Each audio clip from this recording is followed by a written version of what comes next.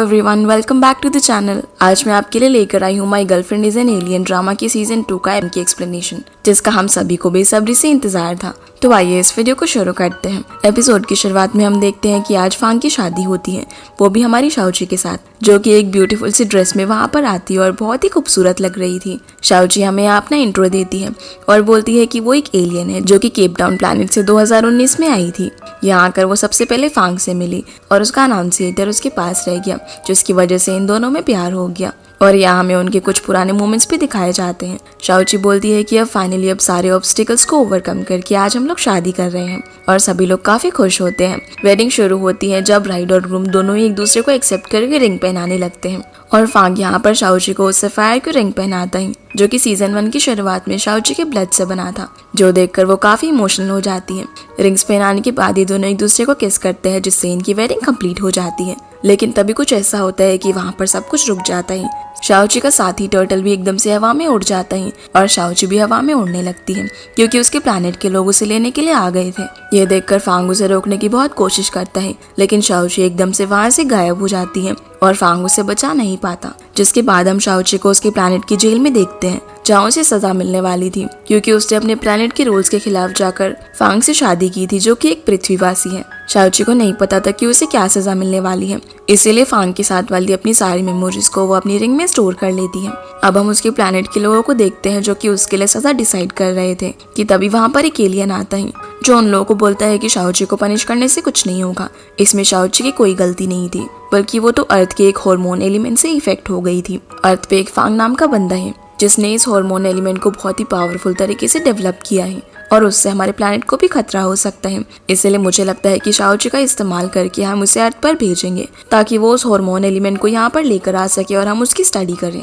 अब ये एलियन जाकर शाओची की अर्थ वाली सारी मेमोरीज को मिटा देता है और उसका ब्रेन वॉश करके उसमें ये भर देता है कि फांग एक बुरा इंसान है जिसने ये हार्मोन एलिमेंट डेवलप किया है। और जब वो अर्थ पर ड्यूटी कर रही थी तो फांग ने उसे बुली करके उसे जबरदस्ती शादी कर ली। भले ही अब वो उसका हस्बैंड बन गया है, लेकिन फिर भी वो उसका दुश्मन है। और यहाँ ये पर्सन शाओची के पेट कुबरी को भी ह्यूमन फॉर्म में बदल देता है, जिसका नाम शाओबू होगा।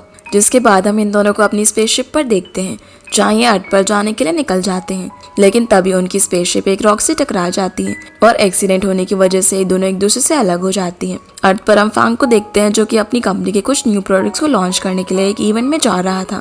इसी बीच शाओची भी अर्थ पर आ जाती है और वो जैसे ही लैंड करने वाली थी, तभी उसकी ड्रेस एक पोल में जाकर अटक जाती है।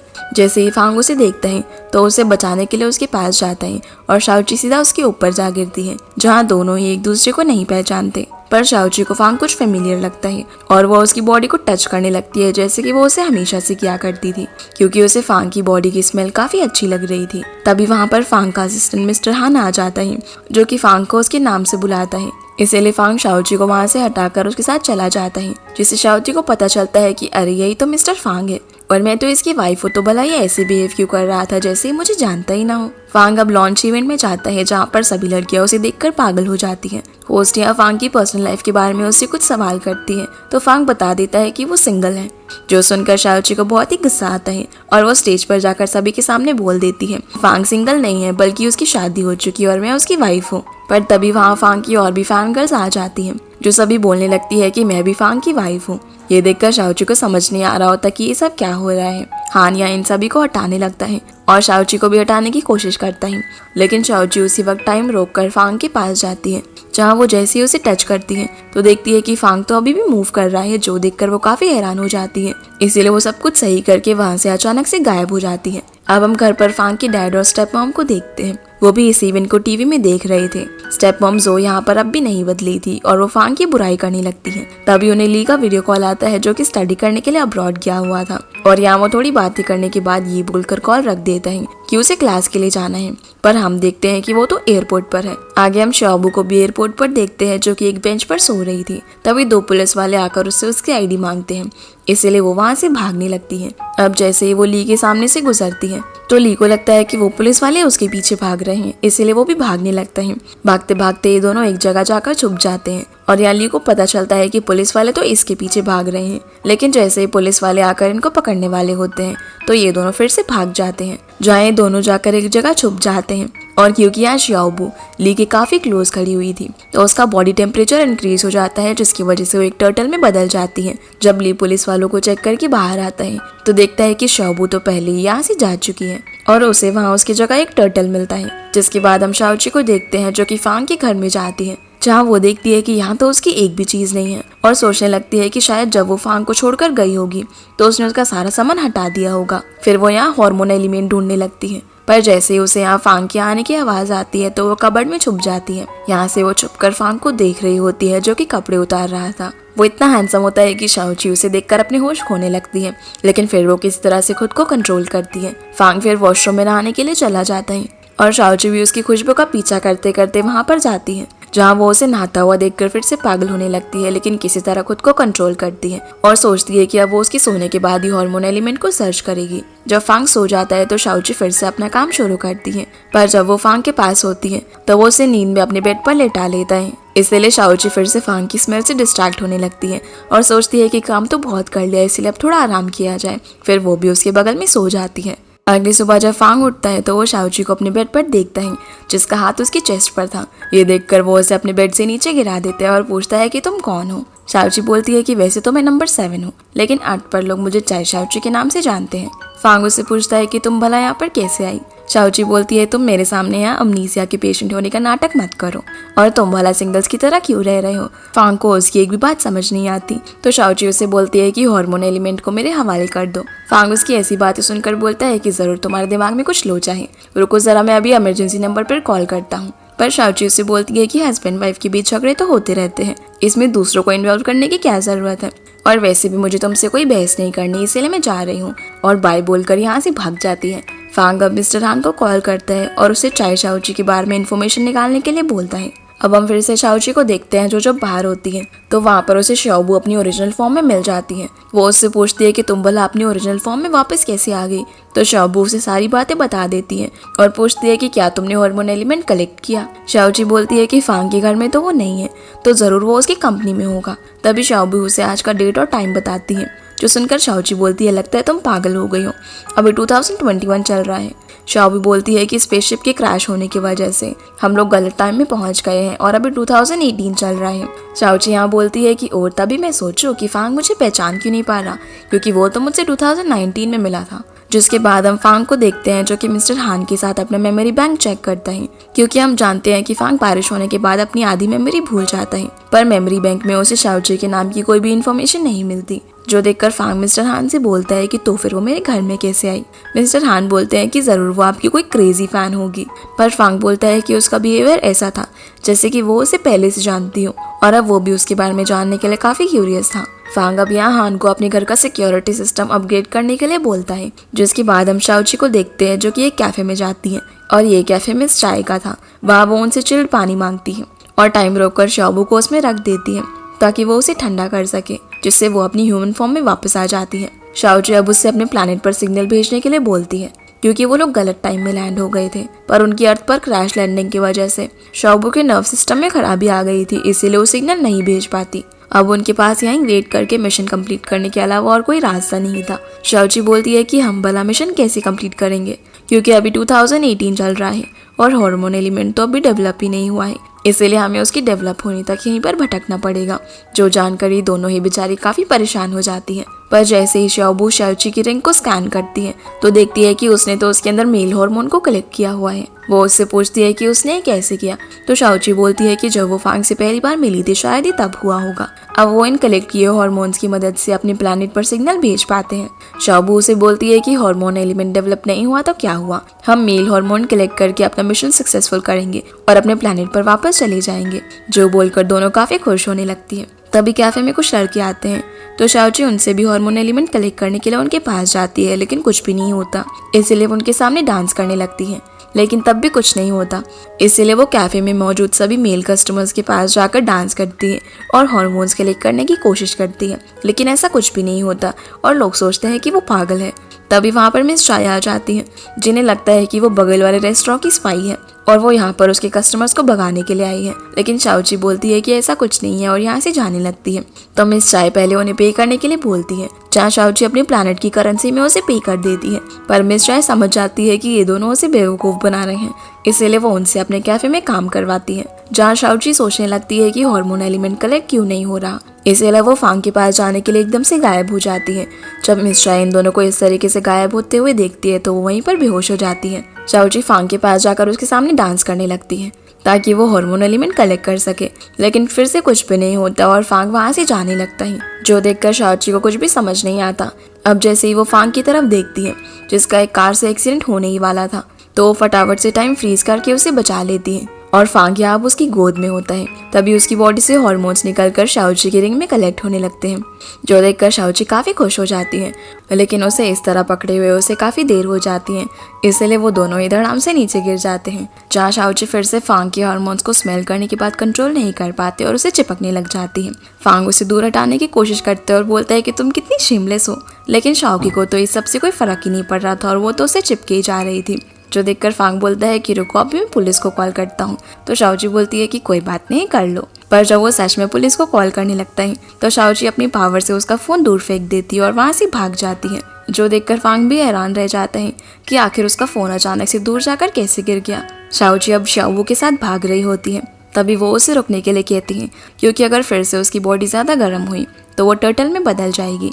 जो सुनकर शाओची सोचने लगती है कि शायद फांग की बॉडी भी तभी हार्मोन्स रिलीज करती है जब उसका बॉडी टेम्परेचर हाई हो जाता है और उसकी हार्ट बीट फास्ट हो जाती है। ये जानकर शाओवू डेटा को एनालाइज करती है और ये कंक्लूजन निकालती है कि जब फांग शॉक होता है तब उसकी बॉडी का टेम्परेचर बढ़ जाता है और उसकी हार्ट बीट भी फास्ट हो जाती है, शायद तभी वो हार्मोन्स रिलीज करता है। ये जानकर दोनों ही काफी खुश हो जाते हैं और वो फिर से हार्मोन कलेक्ट करने के लिए फांग के ऑफिस जाती है, लेकिन वहाँ पर एम्प्लॉयज के अलावा और कोई भी नहीं जा सकता था। इसलिए अब शाओची फांग के घर जाती है, लेकिन यहाँ पर भी फांग ने अब अपना सिक्योरिटी सिस्टम अपग्रेड कर लिया था, इसलिए वो उसके घर में भी नहीं जा पाती। अब ये दोनों बैठकर सोच ही रहे होते हैं कि अभी अपना मिशन कैसे कंप्लीट करेंगे। तभी शाओवू को टूलेट का एक नोटिस दिखता है, जिससे उसे एक आइडिया आता है और वो फांग के घर के पास रहने की कोई जगह देखने लगती है, जहाँ उसे फांग की बिल्डिंग में एक फ्लैट मिल जाता है जिसके ओनर अब्रॉड में रहते हैं। इसलिए अब ये दोनों पहले तो तैयार होकर उस बिल्डिंग में जाते हैं, जहाँ किसी के ना होने पर शाओवू कंप्यूटर की इन्फॉर्मेशन चेक करने लगती है। जैसे ही वहाँ पर बिल्डिंग का मैनेजर आता है तो शाओवू घर की ओनर का नाम बताकर बोलती है कि उनकी बेटी अब यहाँ पर रहने के लिए आ गई है। जब मैनेजर कंप्यूटर में डिटेल चेक करता है तो उसके अंदर शाओची की फोटोज थी, इसलिए वो उन पर डाउट नहीं करता और उन्हें चाबी दे देता है। ये दोनों अब घर के अंदर जाकर काफी खुश होते हैं, क्योंकि वो घर बहुत ही सुंदर था। पर तभी इन्हें वहाँ पर किसी के होने का एहसास होता है और हम देखते हैं कि वो और कोई नहीं बल्कि मिस चाय है। ये दोनों तो उसे देखकर भागने लगते हैं, पर मिस चाय ने रोककर शाओची के गले लग जाती है और यहाँ हमें पता चलता है कि ये घर मिस चाय की सिस्टर का है और यहाँ वो मिस चाय को अपनी सिस्टर की बेटी समझ रही होती है, जो कि अब्रॉड से यहाँ पर रहने के लिए आई है। इसलिए वो उसका काफी अच्छे से वेलकम करती है और अपनी रेस्टोरेंट के लाए हुए टी केक्स और पेस्ट्रीज उन्हें खाने के लिए देती है, जहाँ ये लोग ये भी डिसाइड कर लेते हैं कि अब ये दोनों मिस चाय के रेस्टोरेंट में काम करेंगे। शाओची यहाँ से आधे खाई हुई पेस्ट्री लेकर फांग के घर पर जाती है, जहाँ वो उसे बोलती है कि मैं तुम्हारी पड़ोसी हूँ और उसे फिर से फ्लर्ट करने की कोशिश करती है, लेकिन फांग उसे इग्नोर करके उसके मुंह पर दरवाजा बंद कर देता है। अब शाओची घर जाकर सोचने लगती है कि वो कैसे अपने मिशन को पूरा करेगी, तो शाओवू यहाँ उसके लिए एक अच्छा सा प्लान बनाती है। रात में हम फांग को ऑफिस से घर आता हुआ देखते हैं। अब जैसे ही वो अपने फ्लैट में जाने वाला होता है तभी वहाँ की सारी लाइट्स फ्लिकर करने लगती हैं और लिफ्ट में उसे कुछ डरावनी चीजें दिखाई देने लगती हैं, जिससे वो थोड़ा डर जाता है। पर जब वो पास जाकर देखता है तो वो शाओची थी, जो कि शाओवू के साथ फांग को अपने इस अपीयरेंस से डराने की कोशिश कर रही होती है, ताकि वो उसे शॉक करके उसके हार्मोन्स रिलीज करवा सके। और वो बार बार यही करती है, लेकिन फांग उससे बिल्कुल भी नहीं डरता और इन दोनों का प्लान फेल हो जाता है। अगले दिन मिस चाय के रेस्टोरेंट में ये दोनों सोच रहे होते हैं कि आखिर वो फांग को कैसे डराएं।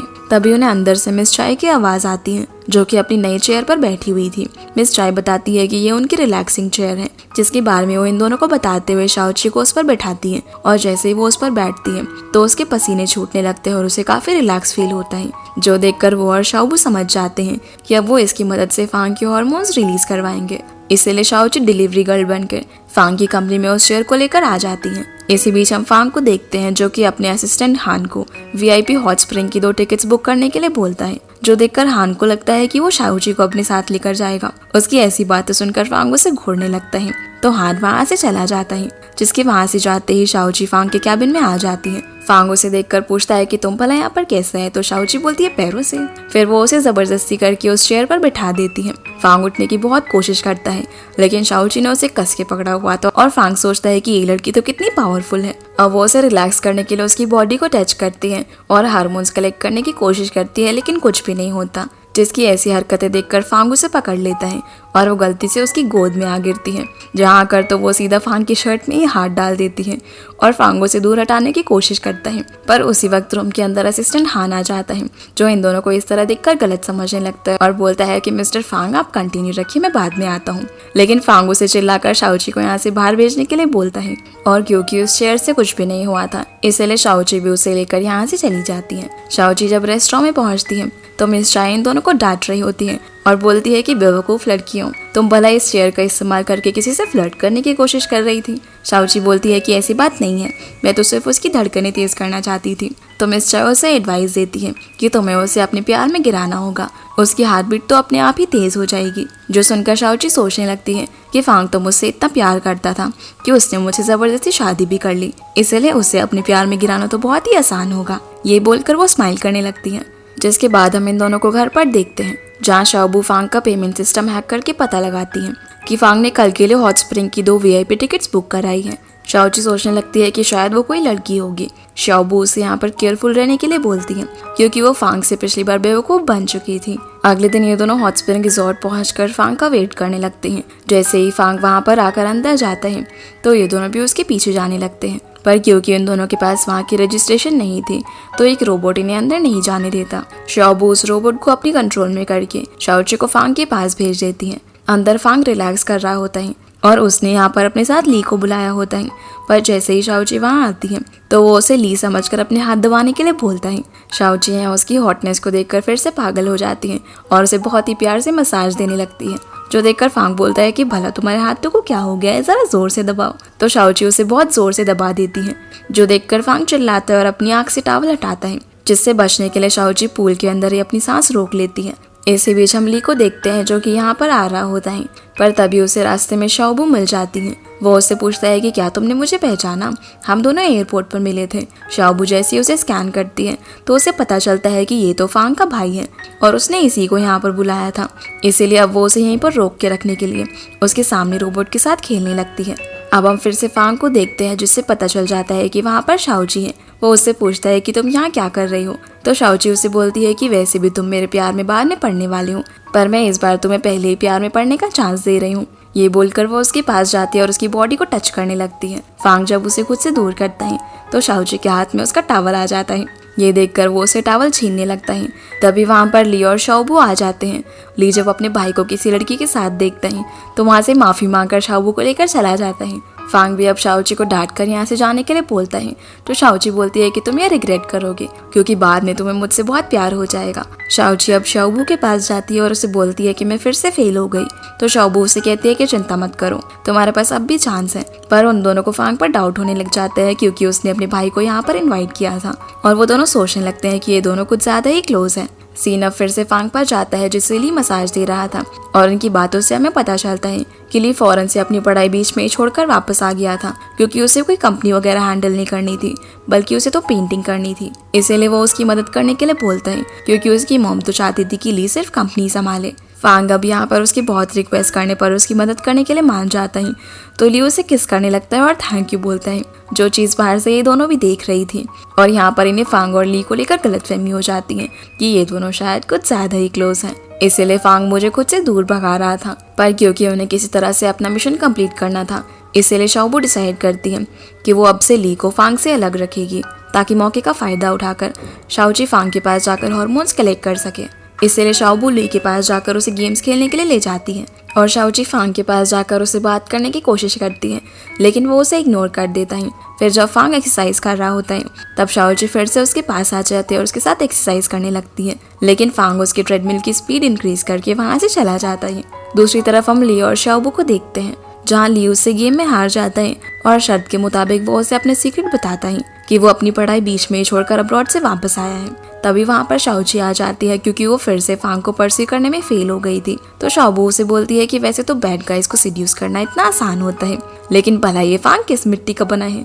जहाँ शाओची अब अपनी अल्टीमेट स्किल का इस्तेमाल करने का सोचती है, जिसके बाद हम फांग को एक नर्सरी में देखते हैं जहाँ शाओची भी उसके पीछे पीछे जाती है और देखती है कि फांग तो इतनी कम लाइटिंग में भी कितना हॉट लग रहा था। लेकिन तभी वो खुद को होश में लाती है और फांग के पास जाती है। फांग उसे देखकर बोलता है कि तुम मुझे स्टॉक करना बंद करो और यहाँ से जाने लगता है। तभी शाओची अपनी पावर से उसे अपने प्यार में गिराने के लिए कुछ प्यार भरी वेव्स फेंकती है और वहाँ पर मौजूद सारे फ्लावर्स ब्लूम हो जाते हैं। फांग भी ये सब देखकर स्माइल करने लगता है और शाओची की तरफ देखता है।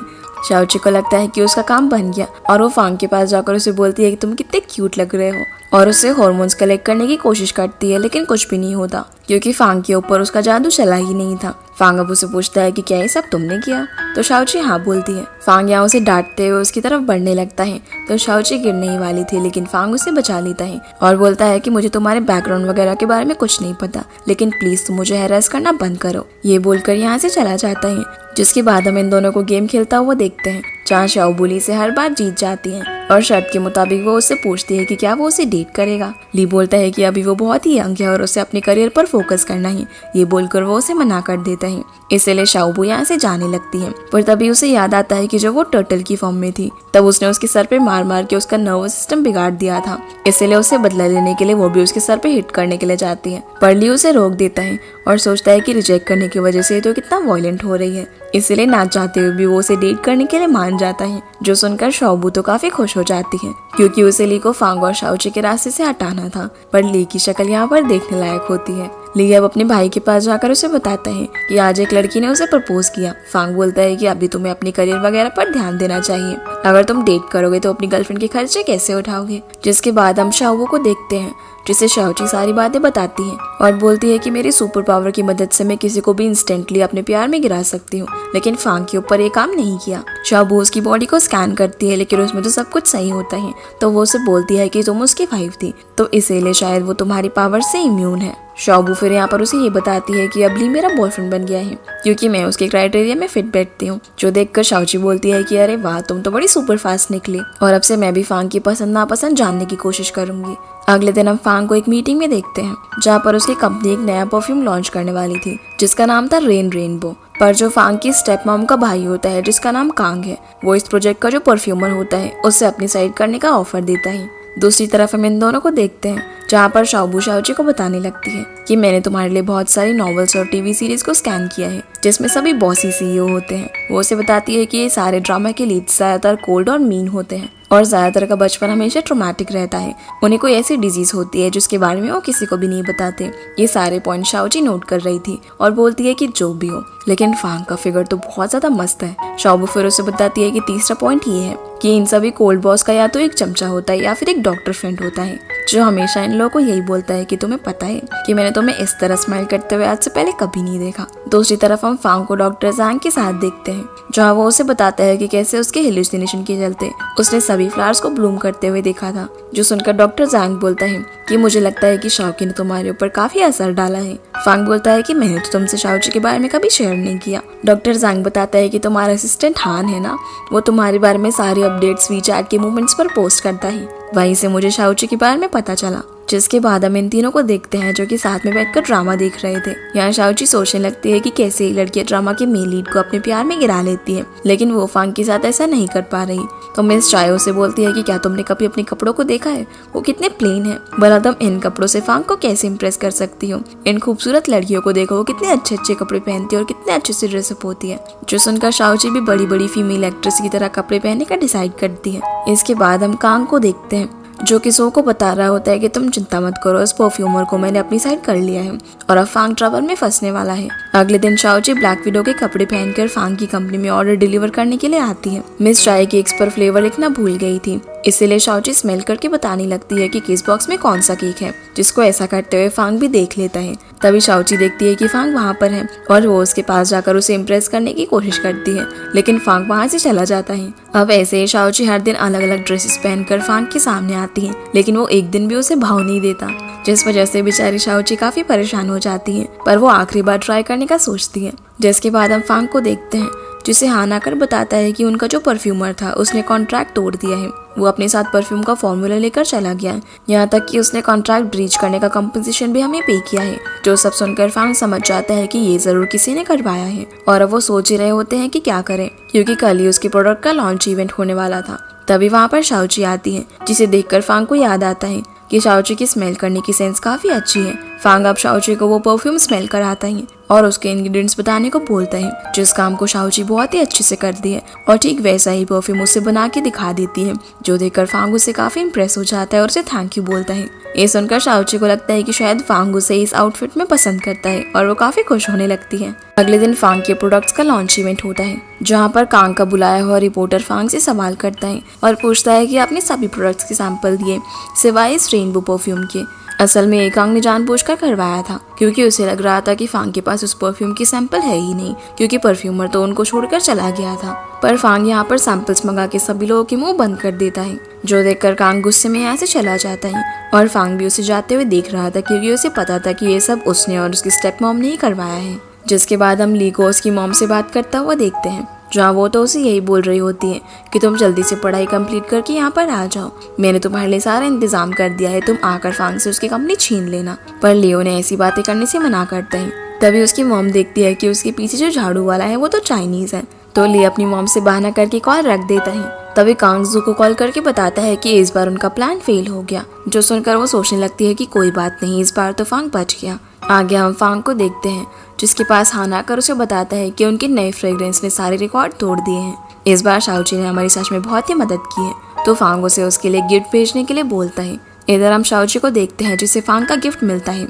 जिसमें उसने उसके लिए एक बहुत ही एक्सपेंसिव बैग भेजा था। अब इस बैग का कंक्लूजन मिस चाय ये निकालती है कि फांग जरूर तुम्हें डेट करना चाहता है। ये सुनकर शाओची बोलती है कि नहीं नहीं, मैं उसे पसंद थोड़ी करती हूँ, मैं तो सिर्फ यहाँ पर अपना मिशन कंप्लीट करने के लिए आई हूँ। मिस चाय उसे समझाती है कि उसने इतना एक्सपेंसिव बैग भेजा है तो उसे उसको थैंक्स तो जरूर बोलना चाहिए, जिसके लिए शाओची भी मान जाती है और शाबू से बताने लगती है कि फांग अब कहाँ पर होगा। सीन अब फांग पर आता है, जो कि एक इन्वेस्टर के साथ डिनर कर रहा होता है और यह वो उसे इम्प्रेस करने के चक्कर में ड्रिंक कर लेता है, जबकि उसकी अल्कोहल टॉलरेंस बहुत ही लो थी। शाओची भी बाहर ही उसका वेट कर रही होती है और सोचती है कि उसे उससे मिलना चाहिए कि नहीं। तभी वहाँ पर हान फांग को लेकर आ जाता है, जो कि बहुत ही ड्रंक हालत में था। हान शाओची को फांग के साथ छोड़ देता है और बोलता है कि तुम तो पड़ोसी हो ना, तो मिस्टर फांग को उनके घर छोड़ देना, और ये बोलकर यहाँ से चला जाता है। शाओची अब फांग को उसके घर ले जाने के लिए एक टैक्सी को रोकती है, लेकिन फांग की ड्रंक होने की वजह से टैक्सी वाला उन्हें लेकर नहीं जाता। शाओची अब फांग को वहीं खड़ा करके टैक्सी का वेट करने लगती है, पर तभी फांग को वहाँ पर एक शॉपिंग बास्केट दिखाई देती है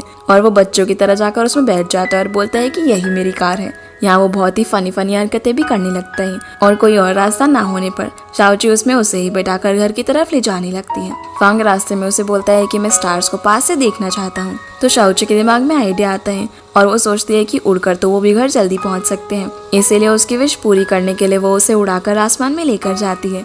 जहाँ फांग बोलता है कि मून यहाँ से कितना प्यारा लग रहा है और क्या वहाँ पर एलियन रहते होंगे, तो शाओची बोलती है कि हर प्लैनेट पर एलियंस रहते हैं। फांग बोलता है कि अगर वहाँ पर एलियंस रहते हैं तो मैं वहाँ पर भी अपनी कंपनी खोलूंगा। शाओची बोलती है कि नहीं, मैं अपने केप टाउन प्लैनेट की तरफ से तुम्हें वहाँ पर कभी भी नहीं आने दूंगी। फांग बोलता है अच्छा, तो तुम एक एलियन हो। शाओची बोलती है हाँ, तो क्या तुम डर गए मुझसे? फांग कहता है कि मैं भी तुम्हें सच बता देता हूँ, मैं भी अपने प्लैनेट का सुपरमैन हूँ।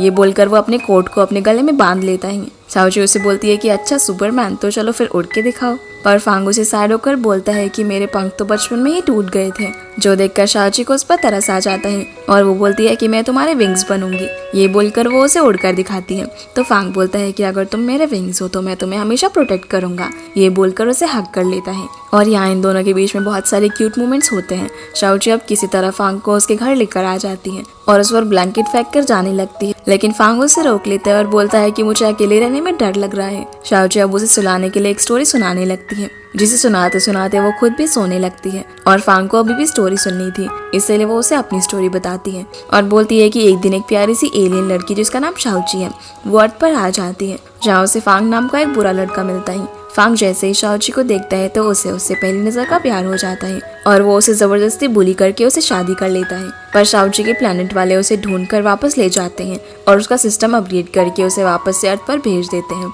जहाँ शाओची वापस आकर फांग को सबक सिखाती है। यह स्टोरी सुनकर फांग उसे बोलने लगता है कि शायद फांग ने ऐसा किसी रीजन की वजह से किया हो और शाओची को बुलाना उसके लिए काफी मुश्किल रहा हो, इसीलिए वो एक बुरा इंसान बन गया। और हो सकता है कि शाओची भी किसी रीजन की वजह से ये भूल गई हो कि फांग एक अच्छा इंसान है। अब वो उसे अपने बारे में बताने लगता है कि कैसे उसकी माँ उसे बचपन में ही छोड़कर चली गई थी। वो उनकी फोटो निकालकर शाओची की गोद में सर रखकर रोने लगता है और शाओची भी यहाँ उसे कंसोल करने की कोशिश करती है। शाओची अब फांग को सुलाकर यहाँ से जाने लगती है तो फांग उसका हाथ पकड़कर उसे फिर से रोक लेता है और बोलता है कि तुम यहीं पर रुक जाओ। शाओची बोलती है कि मैं एक बुरी इंसान हूँ और मैं तुम्हें नुकसान भी पहुंचा सकती हूँ। तो फांग बोलता है कि नहीं, मुझे पता है कि तुम ऐसा नहीं करोगी। तभी शाओची फांग की स्मेल से अपनी होश खोने लगती है, उसे किस करने के लिए उसके क्लोज जाती है। इसी के साथ ये एपिसोड यहीं पर खत्म हो जाता है। तो गाइस, ये थे आज के वीडियो एंड आई होप आप लोग को ये वीडियो पसंद आई होगी। तो इस वीडियो को लाइक कर चैनल को सब्सक्राइब जरूर कीजिएगा। आपसे फिर मिलते हैं अगले एपिसोड में, तब तक के लिए गुड बाय।